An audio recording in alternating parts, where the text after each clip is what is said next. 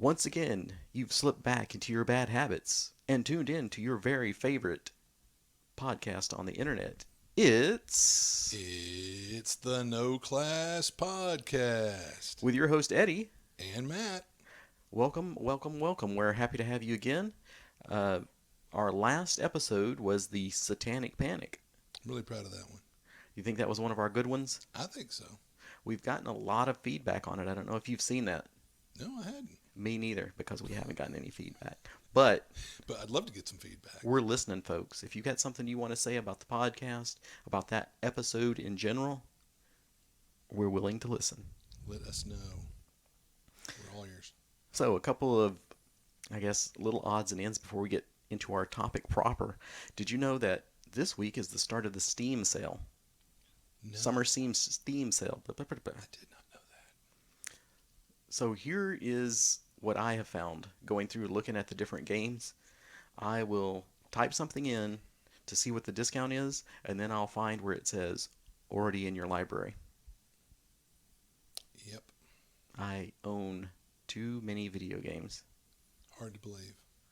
So, You've we'll got see a how this problem. Steam sale goes for me. Oh, I've been playing Darkest Dungeon again. I've gotten on the masochist kick for that. All right. You hate yourself a lot. So I kind of watched some little tips and tricks online, ah, and I was like, man, I am smoking this game now at the apprentice level 1. As soon as I cranked it back up and got into the level 3, which I can't remember what that one's called, mm-hmm. but yeah, it was right back. Back on the pain train. Yep. So we'll see. Maybe that's another one that you can enjoy it at the low levels before it starts really just giving you a brutal beating. I mean, I can't throw stones. I played way too much Darkest Dungeon. It's a fun game. It is fun, and I'm also a masochist, so you have to be. But yeah, it is fun.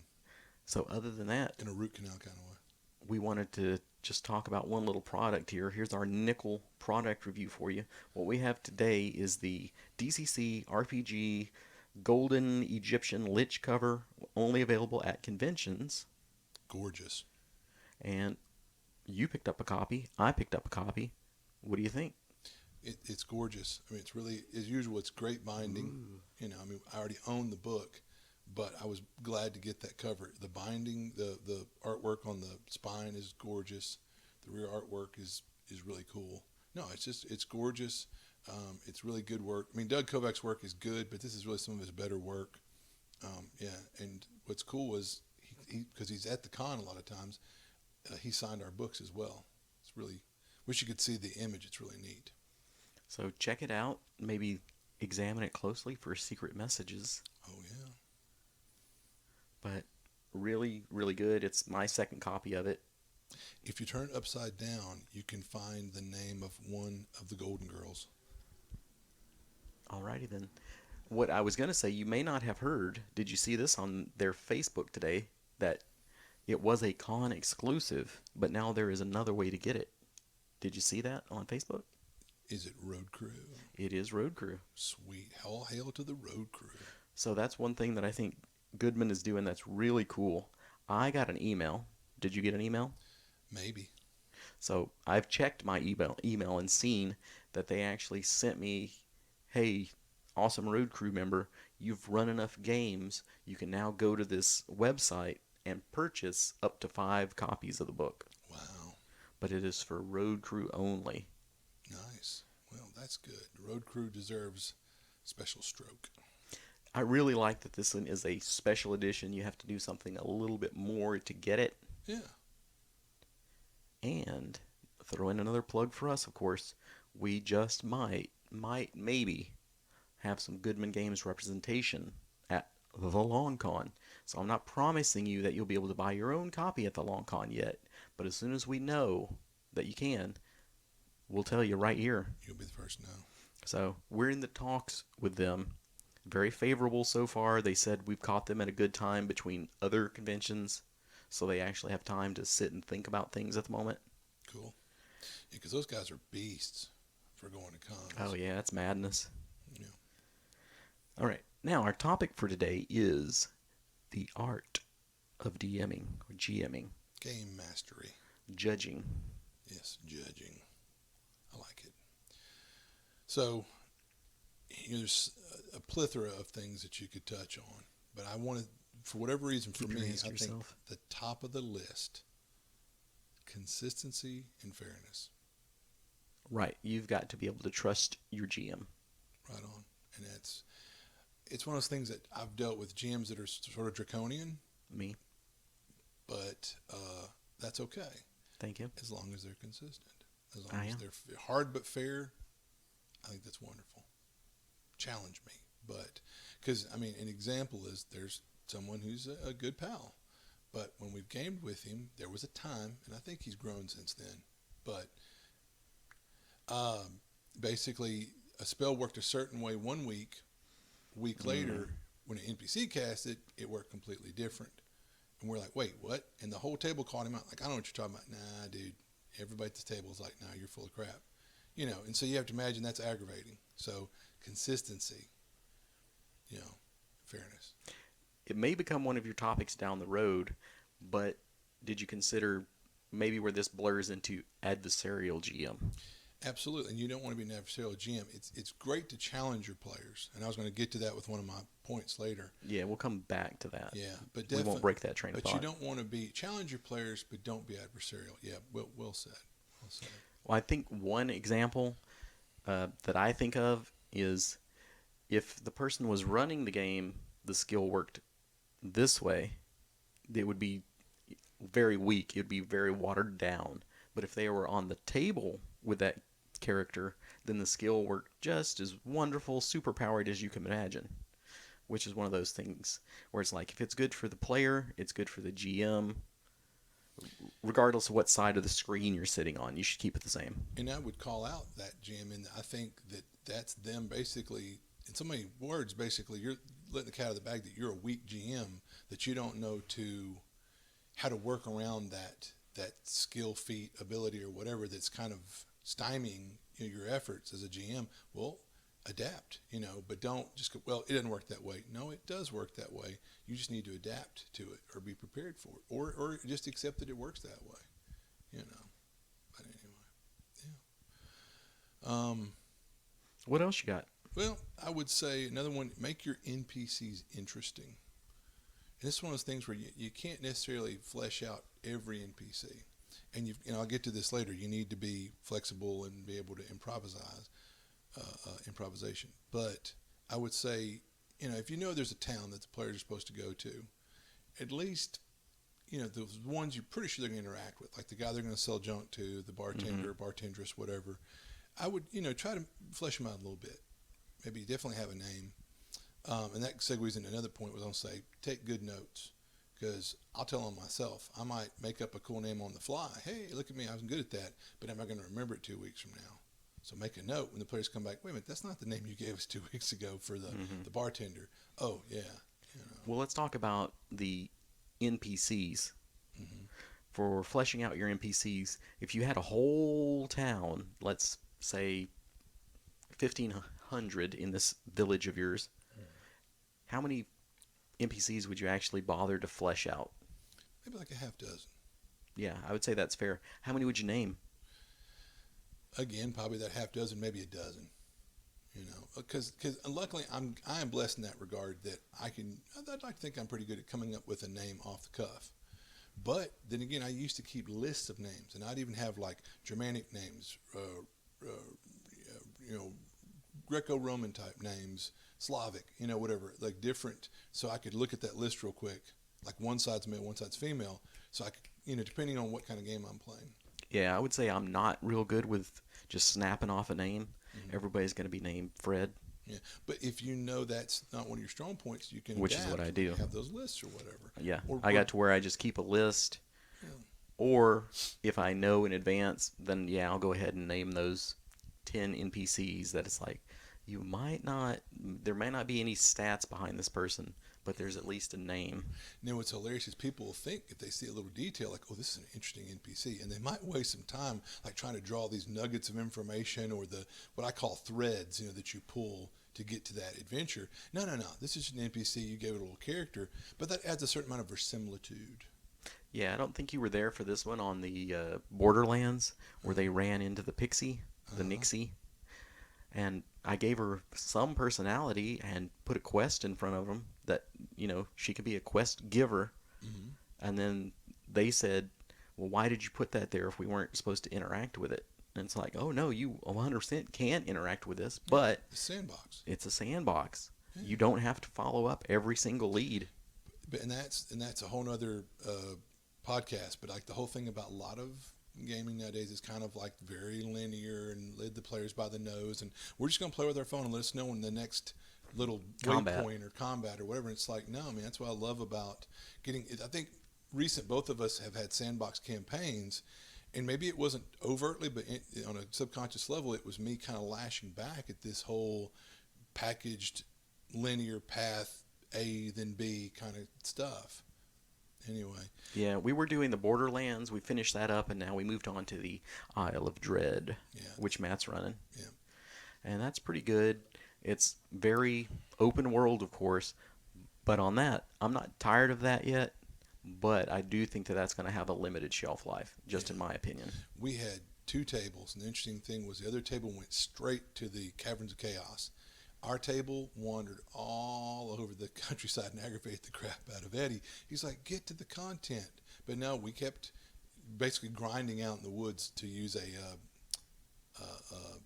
video gaming term or whatever. Yeah, but you guys, that one was not made as a huge sandbox. It's a sandbox, but it's not a huge sandbox. And I think you guys had pretty much had every overland encounter that you could. Now, Eddie did a great job, and we had fun. And that's another of my points I'll get to in a minute is, ultimately, did we have fun as players? Yeah, then mission accomplished. But, and I want to add to that point about making your NPCs interesting, what might help is, and I think Eddie might appreciate this, don't be afraid to say maybe take one of your old PCs and turn it into an NPC. A lot of the players won't get it or know, and you've already got the background built in because you remember your old character, and because you might be a little fond of them, you might play them a little better as an NPC because you know how to, you know how they want to act. And to that end, there's a recent adventure where you brought back one of your old characters, Carnage in the Casino. and it was solid gold because that's a character you had developed. You knew that character. You know what I mean? But I think that one's good enough, and maybe because you played at the table, you were running when that character was being played, that I think that's one that you could easily pick up and Oh, run. absolutely, because I know how you play. Well, you watch how I played my character Scully in Right. Borderlands. Borderlands, and so when I couldn't make it for a session, Eddie basically, uncannily, was able to run Scully kind of for with me not being there. Everybody laughed. They're like, "Wow, you do a great Scully," and he's like, "Well, I do a pretty good Matt too," or something. Yeah. But anyway, enough about that topic. Well, Yeah, now, go ahead. one more thing that I'll give you. No, go ahead. Go ahead. When you get more attached as the GM to an NPC than the players do. Oh, absolutely. I'm trying to think of the guy's name. You'll know it right off the bat, but old Iron Guts or whatever. Oh yeah, yeah. Oh yeah. And that was something that wasn't even an adventure. That was one of my little things I added on my own, not to brag. But I think he got killed at one point, or just He did he did, get killed? and I was fine with that because I mean everybody was really touched. They liked old Iron Guts. It really, if the players are like, "Oh no, not Iron Guts," you're doing your job. Years ago, our good friend of ours, Gary, was running a Supers campaign. It was kind of a post-apocalyptic. It was basically Sentinels. If you're familiar with Marvel, the Sentinels, the big killer robots in the future of the X-Men, the alternate future, we were playing a Sentinels campaign. And there was one NPC that we interacted with a lot over the course of the campaign. And late in the campaign, he got killed. And all the players at the table, I mean, we had girls and at the table, they were misty and the guys were beating it with their fist. And one guy stormed off from the table. I mean, people were put out that this NPC was dead.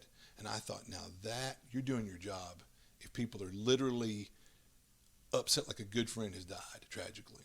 But there are other times when your beloved NPC gets killed and everybody's like, yeah, okay, Yeah. let's move on. Yeah.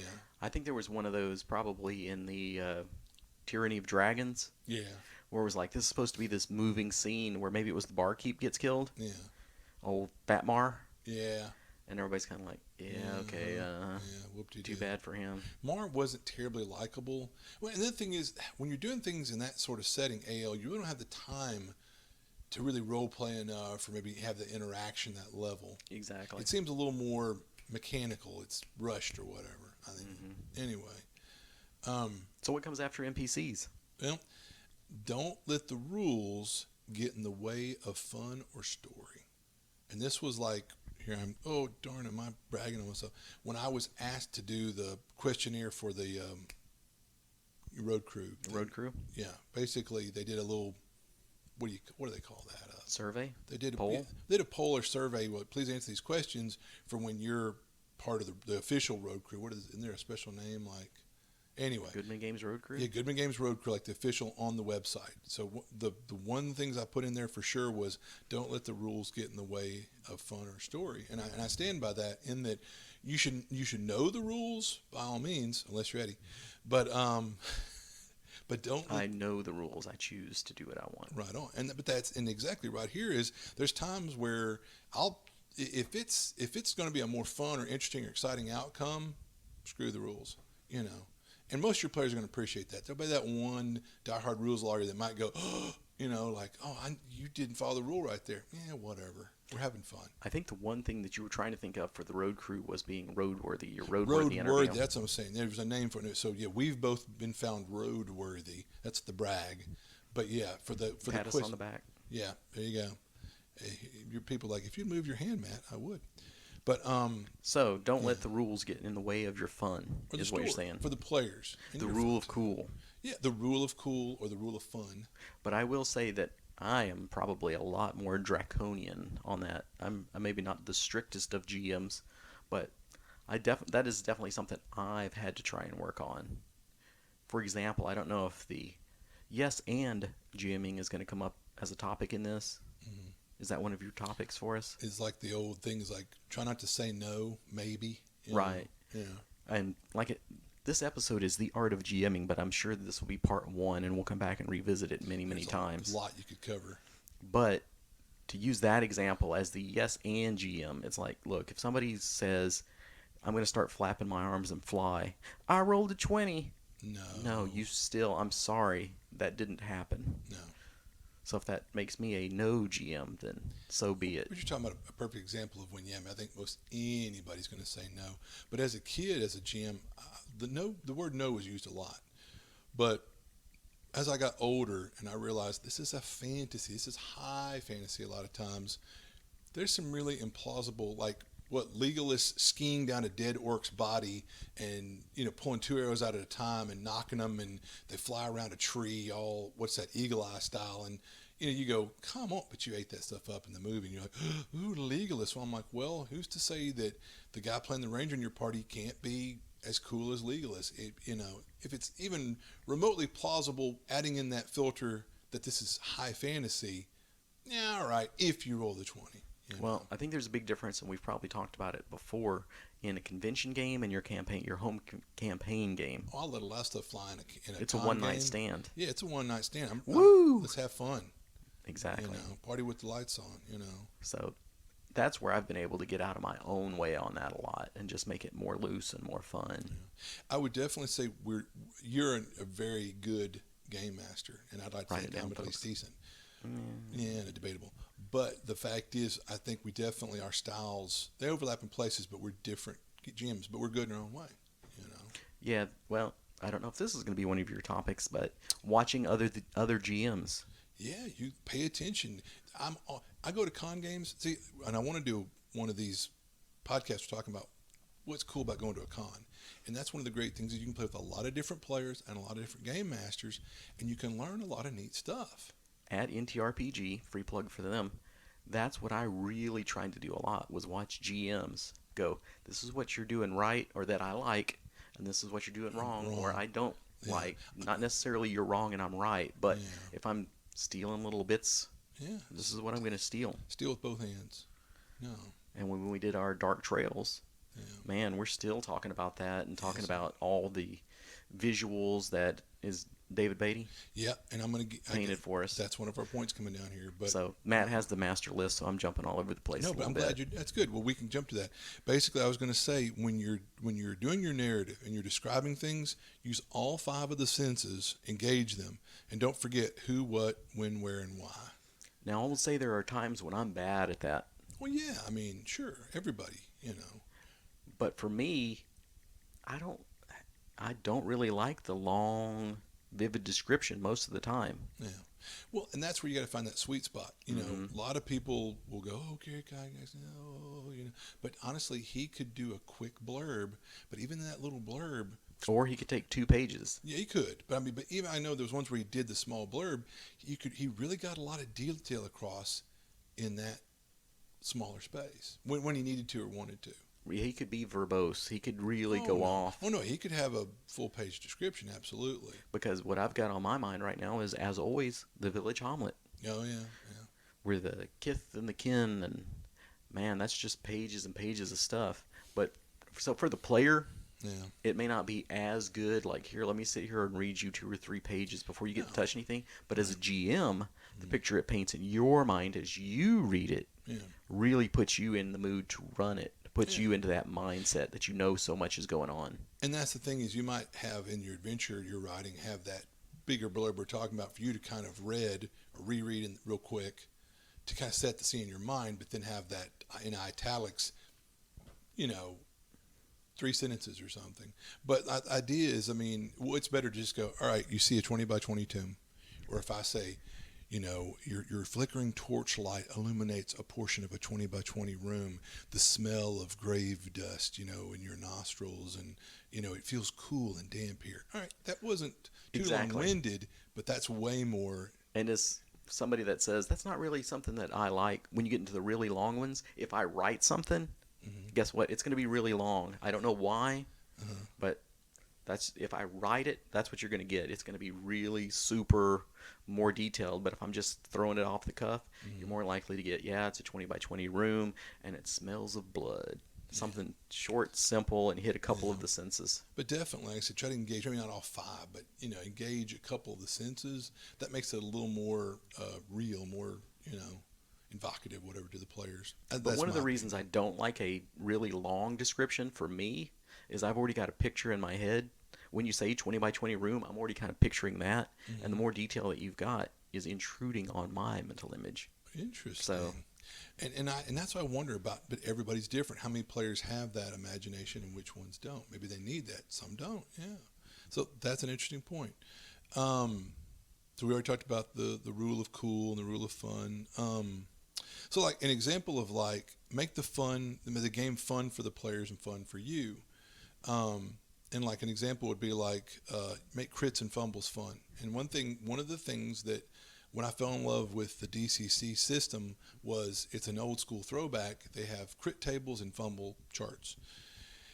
And that's as kids, I don't know how many home campaigns would eventually have something along those lines. You know, a crit table or fumbles or some at least. Oh, because you know that wasn't originally a rule in the game. Look everywhere through the DMG. I think there's a rule about a die 20 is a crit, but that became such a common house rule that became a thing in latter editions. Um, but it's one of those things. And I remember on a natural one, we had things like you trip, you fall, you drop your weapon, you maybe hit your buddy or whatever, and that made fumbles interesting, you know. And it don't have to be terribly detrimental. But what's to say? I mean, if the player's okay with this and it seems appropriate for the character, the guy maybe like bust the laces on his pants and now his pants fall around his knees or something, you know, and he's having to, you know, either keep fighting with his butt showing or, you know, stop, pull his pants up or hers or whatever. But, you know, make it fun, make it interesting. well, on to that, to be the fun police, I'm the guy that, for the most part, I don't care for the fumbles because I'm going to fumble a lot more than I'm going to crit. Hmm. So when it's like, you fumble, and it's a matter of how harsh you make the penalty, like, Right. you fumble and you trip and cut your head off, tee-hee, it's like, okay, that wasn't fun for me. Like I said, keep it fun. Well, that's like, I like fumbles. And the DCC fumbles really they're not that harsh, in my opinion. But at one point, we got a deck of fumbles or something from somewhere. I whipped your ass with those. And yeah, he's like, "You guys want to use fumbles, huh?" And it's like you hit yourself and do triple damage. You decapitate your ally. I'm like, Jesus Christ, who came up with this Yeah, crap? I mean, those were some mean yeah, ones. and that's not fun. And That's when I was like, you let's know, just put these away. Is anybody going to complain? no, But yeah, back to your point, so I can talk out the other side of my mouth on fumbles. Back to the dark trails. those were fun fumbles. Those were some great fumbles, especially the one where the guy peed his pants. We were calling him pee pants for the rest of the adventure. So when I ended up running that, I had Sean. He peed his pants. Pants. All So it right. was like, hooray! Did you ever stop and clean yourself up? Nope. Then you're gonna keep hearing about that old pee Everybody's pants. calling you pee pants. You smell like if it ain't mine, it must be urine. So as long as it's not too brutal and it's just Yeah, kind of a flavor fine. enhancer, the Right. Mio in your little dash of water there, something to flavor it, okay. But when you get harsh with them and you're cutting your own head off and ridiculous stuff like that, or throwing your dagger into your buddy, not so much for me. Right. But that absolutely segues right back into make it fun. That's the key word. Um, And more fun police for you. Once again, a crit doesn't mean whatever you hoped happened. oh no. It can, but it doesn't always mean that. Well, that's Some people feel like, I'm going to seduce the queen. I rolled a crit. It's like, yeah, okay, but no. she kind of maybe like winks at you and licks her lips, but that's as far as you're getting. She's the queen, damn it. She doesn't immediately slap the king in the face and rush over to your side Rip and her demand. dress off or something. Yeah. Yeah, come on. This is a fantasy, but we don't want to hear about your private fantasies. Um, so another thing would be listen to the players. Okay, No. because it can be good fodder for side quests. And I mean, some examples of what that is. I remember when I was a younger game master, I'd be at one end of the table. I might go, let's take like a second's break. I need to look a rule up or something. So while I'm filling through the book, the players at the table, and like I can't hear them, they'd be like, oh man, do you think this John has a killer death sword or something? Oh my goodness, from that one rumor. He didn't before, but Oh, well, you mean steal the PC's ideas. yeah, I'm like, Yeah, that's oh great. yeah, he does now. So the funny is, the older we've gotten, my players don't blurt crap like this out anymore. They're kind of smart. But I love when newer players come in and they'll be mumbling stuff or talking about, I wonder if this ogre can fly. Well, he can now. I mean, it's great ideas. But the other thing I'll say, listen to players is kind of the differences between like 5th edition, which I really enjoy, and DCC, which I enjoy. They're different kind of games. Some players will really just snivel and pule about rolling a subpar stat. And whereas in D&D, oh, you get to tailor it, and every fighter has a high strength and a low intel and a low charisma. Oh, geez, they're just it's kind of boring, cookie cutter, cardboard cutout. Our DCC game, our wizard was stronger than our fighter, and our fighter was stronger than the wizard. I love Smarter. that. Smarter, yeah, sorry. And I just thought that was hilarious. But yet the wizard was phenomenal at what he did, and the warrior was incredible at what he did. So it's a game that's not tied up in its stats. But I say that to say, if ever a player my wizard came to me and said, well, I want to be more intelligent, I'd go, I mean, and my guy, he was a farm boy before he became a wizard. Can I go study? Well, that could be a side quest, or part of the role play is if he said every time he went to town, I'm seeking out the local library, hedge wizard, noble person that probably has some books, and I'm studying, I'm reading, I'm studying. Okay, you've really role played it up. You've helped me justify through role playing and stuff in the game a higher intellect. So if my player had ever said that to me, listening to my player, that would give me an idea. Or if the warrior goes, I want to get stronger, I'd go, well, you've heard about a well in a terrible dungeon, and all of a sudden it's him to convince other players to go to this dungeon. Now I've got to write the dungeon, but he's just handed me like a sub quest for the party. Yeah, well, I remember way back when we first started playing together, we wrote these character backgrounds. And of course, mine was just completely hook laden. I was like, I've thrown so many things in here that the GM could pick up and run with, and we never did because we were doing the Scales of War adventure path. It's like, look, yeah, we're on the train here. We don't have any side quest stuff, but I always think of that. Of course, it's mine, but I always think of that as being a really good example where a player has provided that stuff for the GM, and as a good player, the art of the player, that's something you should keep in mind. Yeah, because that's where I know that after that you might have been like, forget, never again. But since then, we've had opportunities to play campaigns where it's like, oh no, now you would get. Yeah, you almost made me kill a baby. I was gonna say, yeah, he gave me a hook, and boy, did I hang something on that hook. And I'll get to that. Actually, you've given me a segue. So one of my points farther down was challenge your players outside of combat, but also be careful with subject matter. For sure. Because know your audience. Because like Eddie had said that he basically said that his character changed his identity when he quit being a farm boy and a wizard. He fled his little farming village and went away to the big city, or bigger, not far away, and like took on in that. Yeah, he's a wizard, and then there's power in names. So His true name is a complete secret. He operates under another name, and as far as I know, no one even knows that's not his true name. Yeah. So of course, very first adventure, I have his brother show up and with a baby or whatever. And I'm like, I guess I'm gonna have to kill these people. Yeah, because Thanks a lot, Matt. yeah, but you see, that's where put those difficult challenger players, and also he gave me some interesting backstory. I, in the very first adventure, I had content that played off that. So I mean, but like you said, subject matter. Yeah, I put him in a position where he's like, "Thanks, now I got to kill a baby or something," but he didn't because his character's not a scumbag. But well, that's debatable. But anyway, another example of this was one time, like I said, challenge players outside combat, give them moral quandaries. A city was under siege. Catapults, wham, are slamming into the city, and the local, the general leader of the militia or something says, "You've got to go take out those catapults." So they loan horses to the party, and they're racing through town. Well, already an initial scout force of orcs and half orcs and whatever have made their way into town on the edge of town. They're setting it on fire.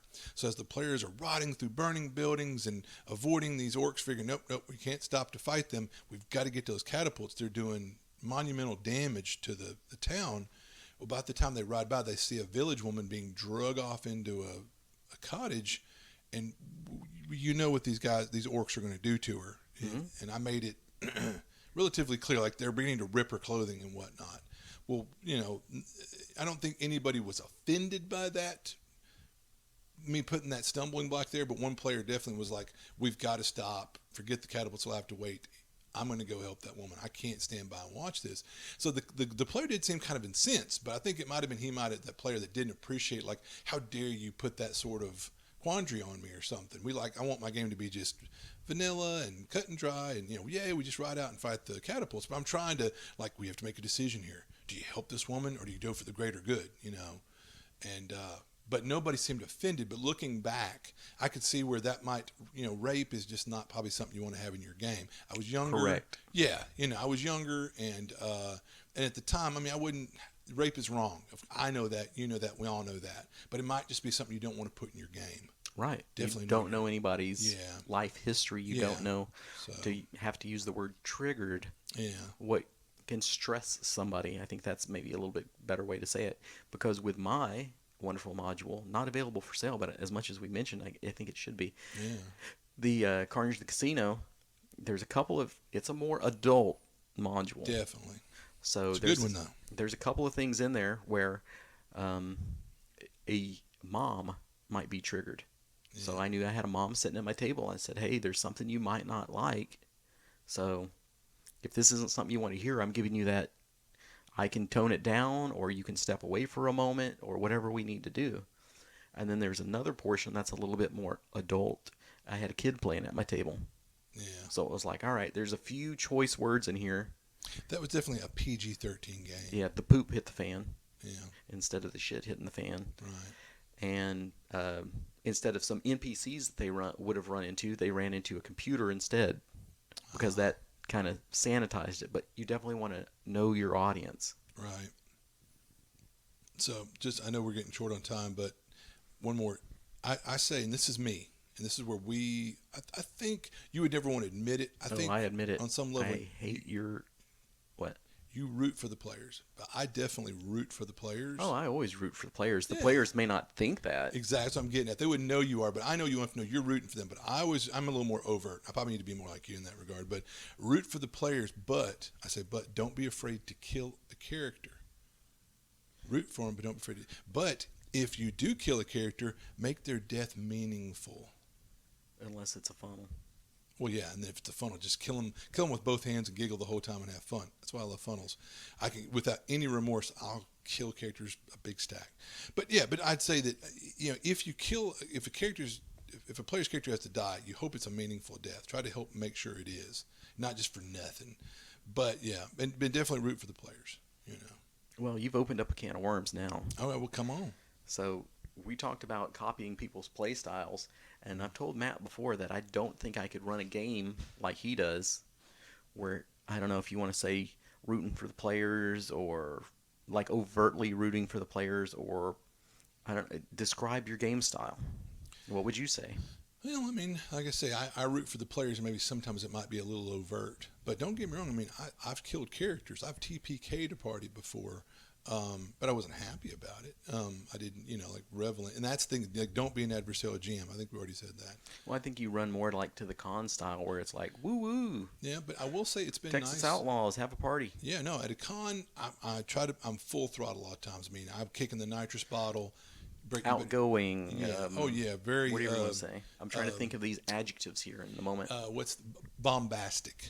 Whereas I think if I tried to run a game like that, it would come off completely fake and phony. But it's not you. Then don't do it. That's what I'm saying. But people still have fun with your games. That's all Exactly. that matters. You have different styles. Dude, yeah, and play to your style. So there's certain things that you can't lift from people. Yeah, well, yeah. I mean, that's got to do with personality or whatever. Not Exactly. style. That's what I'm saying. Yeah. There's your GM style can be completely opposite of somebody else's. It doesn't necessarily mean it's good or bad, but certain GM styles fit better. I like to think I'm more old school.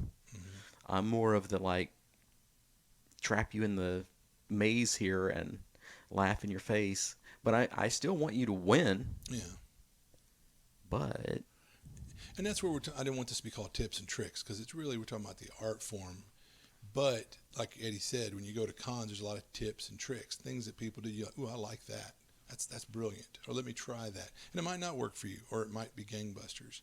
Like we've talked about, the thing that I do a lot of times, I stole from a buddy of ours who probably stole it somewhere else. But when someone goes to kill that bad guy, I go, all right, tell me how you killed that thing. And I let them do that little bit of role play in combat. Where they go, all right, I do a somersault and I fly up and I bring my sword down over their collarbone and ram it into their heart. And I just stand there in their face and watch them bleed out. Oh, dude, that's evocative. Awesome, dude. Yeah.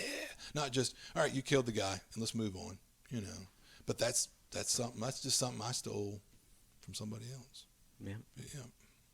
So I guess part of it too is kind of, we said know your audience, kind of know your material, what suits your play style. Oh, I run a lot of like Lamentations type stuff because it is one of those more meat grindery, brutal type of dungeons. But on the flip side, I think I can do a really funny dungeon as well. Oh, absolutely. Well, you got a great sense of humor anyway. But yeah, absolutely. So brutal or zany, those are my two GMing modes. Yeah, and that's awesome. Brutally zany. But that's like he said before, and Eddie was right one time we were talking about this, is if you go dark the whole time, eventually your players are going to get kind of immured to it and just get kind of numb and like, whoa, this is...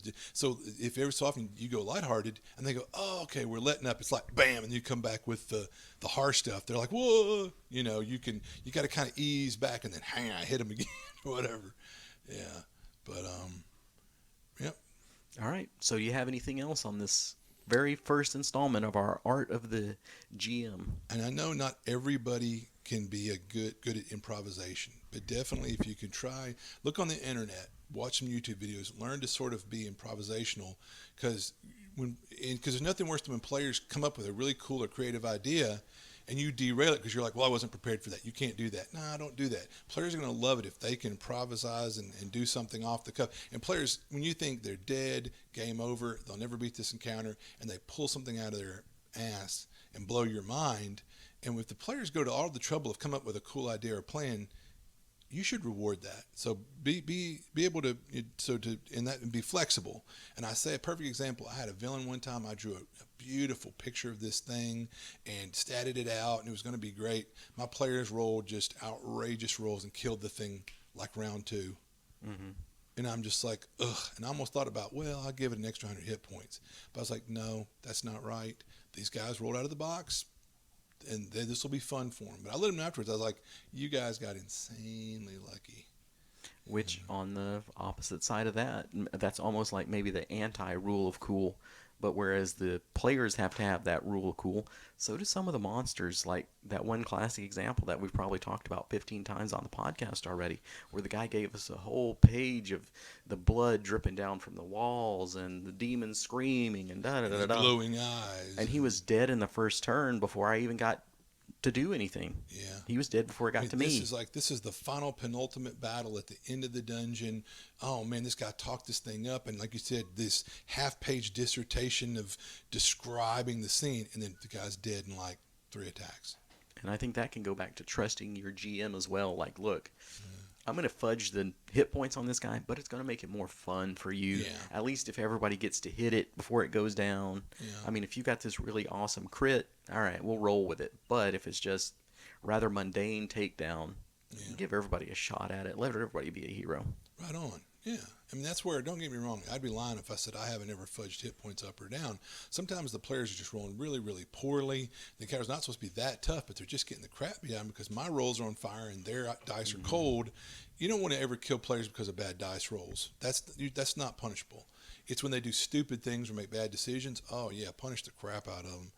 But don't punish poor dice rolls. But on the other hand, like sometimes their dice are on fire and you're cold. Well, it's pretty going to be a boring encounter. Maybe fudge a few extra hit points on there. Make the monster last another round or two. You know? Yeah. So as you can see, folks, this is a topic that we can talk about forever. Absolutely. So what is your closing statement here, Matt?